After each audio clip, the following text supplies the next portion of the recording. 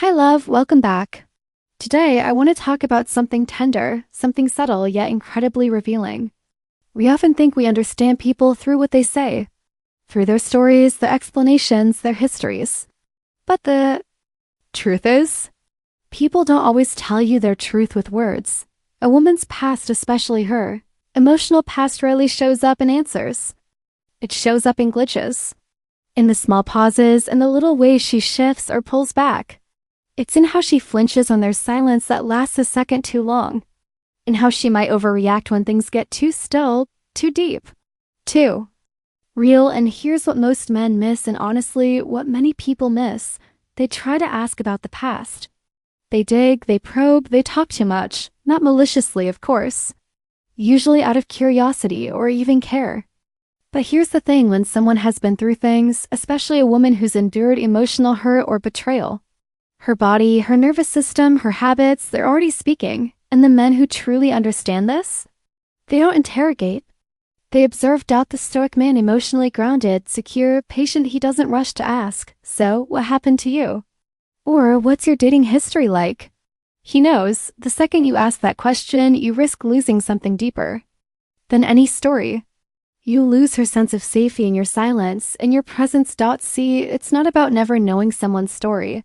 It's about letting them show you, without demanding that they perform it. She may not tell you about that betrayal, but watch how her body tenses when the topic of loyalty comes up. She may never mention emotional neglect, but notice how she reacts when you go quiet. That reaction?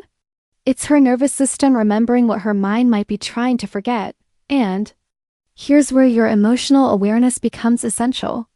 Watch how she responds when you raise your voice, even just a little. Watch how she tightens up or tries to quickly soothe when you express frustration. That's not her being oversensitive. That's her trauma speaking. Her body is still trying to protect her from a past it hasn't fully healed from. You don't need her words to understand her past. You just need presence. You need stillness. You need to listen not to her answers, but to her reactions. Let me ask you this. Does she rush to please you when there's tension? That's not kindness. That's a survival response from rejection. Does she pull away when you give her praise or attention? That's not mystery.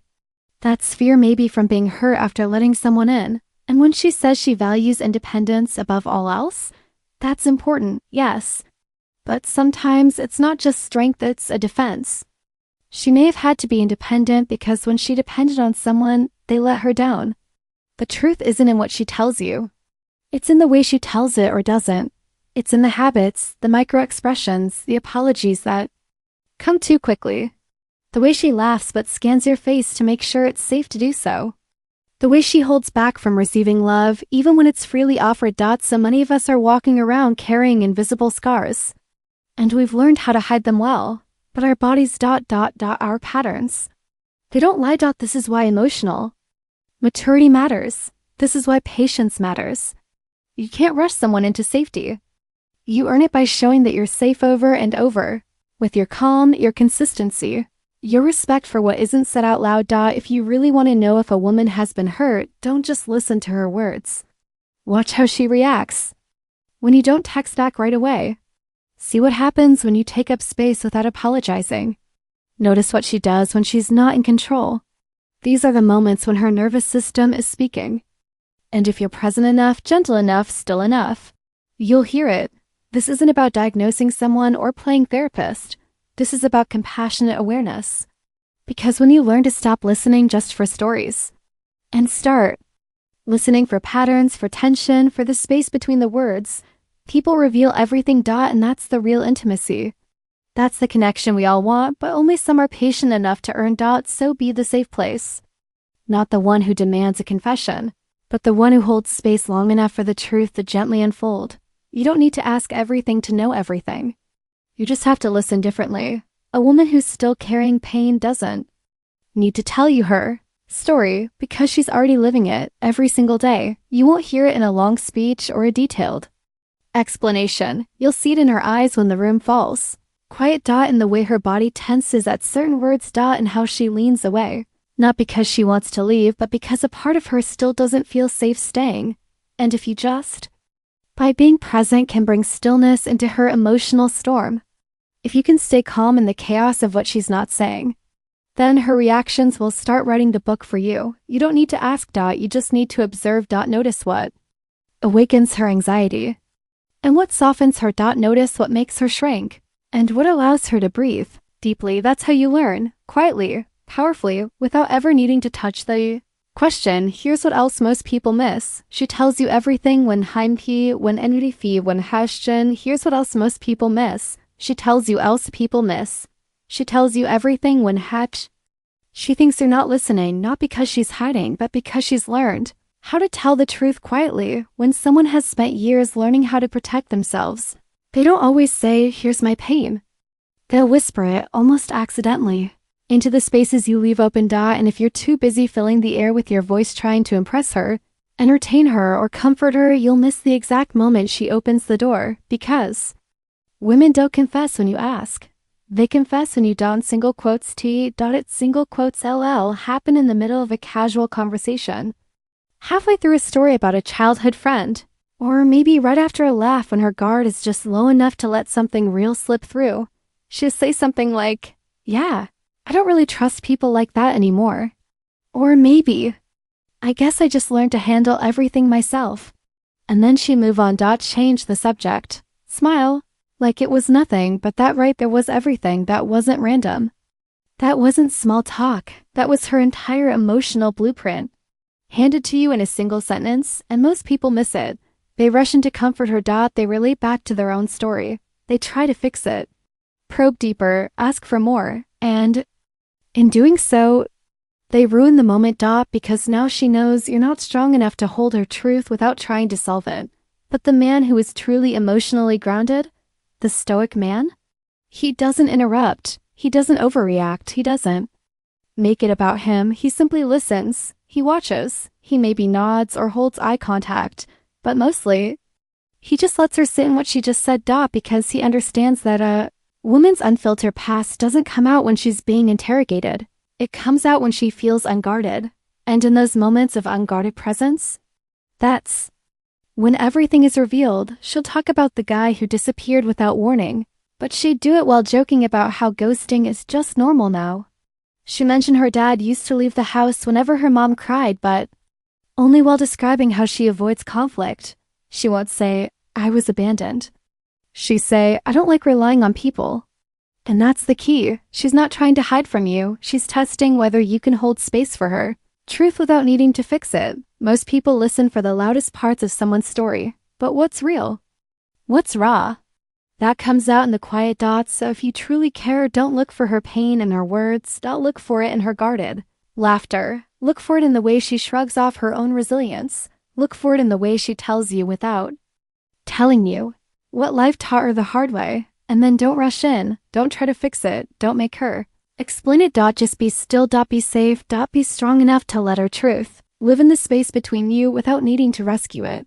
That's how she heals. That's how she begins to trust, not because you asked the right question, but because you noticed the answer before it was ever spoken. That's her entire past sitting there, unwrapped, exposed. And here's the thing, she doesn't even realize she gave it to you. She didn't mean to. It just slipped. And when it slips, it's real. It's not performance. It's not rehearsed. It's a window into what's underneath her strength, her independence, her composure. So what do you do with that?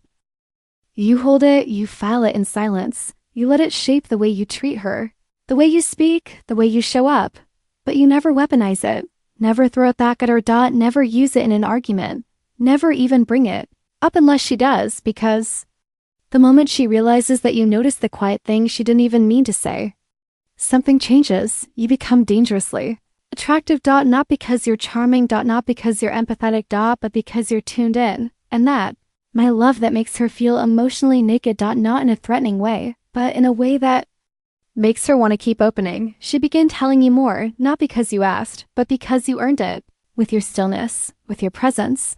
That's what separates the stoic man from everyone else. He doesn't chase her story. He doesn't dig. He doesn't pressure. He simply waits. He creates safety, and he lets her story surface because he knows the moment she stops performing for his attention is the moment she starts revealing the truth of who she really is, and once she starts doing that, you don't just know her past, you own her trust, and trust isn't built in conversation. Built in conflict. Let me say this clearly, if you really want to know a woman's past, don't watch her during dinner, watch her during dinner. Disconnection. Watch her in the silence between your texts. Watch her when something doesn't go her way, when she's triggered, when she's afraid, because conflict, not comfort, is where the truth of someone's emotional past comes alive. Anyone can be calm in still water, but the past, it shows up when the tide turns. You want to know if she was abandoned? Take space, not days. Maybe just a few hours. Does she spiral? Does she withdraw, accuse, shut down, or explode? That's not about you. That's about someone else who disappeared. First, you want to know if she was manipulated? Say something honest, direct, even gently, and then watch if she freezes. If she deflects, if she turns her calm truth into an attack, she's not reacting to you, she's reacting to a man who once used honesty as a weapon, and that man isn't in the room, but now, you're wearing his shadow. This is what the emotionally mature man understands, the stoic man. He knows that her emotional reactions are echoes, not failures, not flaws. They carry the voice of men she no longer speaks of events she may not even consciously remember, but her nervous system remembers perfectly. You don't need to ask, what happened to you? She's telling you in every argument, in every overreaction, in the way she apologizes too quickly, or not at all, in the way she avoids hard conversations, in the way she takes control before she can be hurt, in the way she tests your love before trusting it. That's not personality, that's protection, and if you're wise, if you're grounded, you won't resent her for it. You'll observe it. You'll understand that her defenses are not about you. They're the survival blueprint she had to build when no one else protected her. Because conflict isn't a problem. It's an invitation. An invitation to either reinforce her old wounds or become the first safe space she's ever known. So ask yourself, love, can you hold space for the things she didn't mean to say? Can you stay calm when the past comes rushing into the room wearing your name? Can you love her where she's most defended without needing her to fix it first? Because the woman who looks composed, intelligent, successful, and put together, she might still be reliving things you'll never hear her say out loud, but her body tells you, her silence tells you, her reactions tell you. And if you can see that without trying to control it, then love. You're not just someone she dates, you're someone she trusts with her healing. It's a portal, window into everything she carries inside. How she fights, how she forgives, how she copes when she feels like she's losing control. It reveals whether she was taught to speak up or to stay silent, to blame others or reflect inwardly, to seek connection or to run away.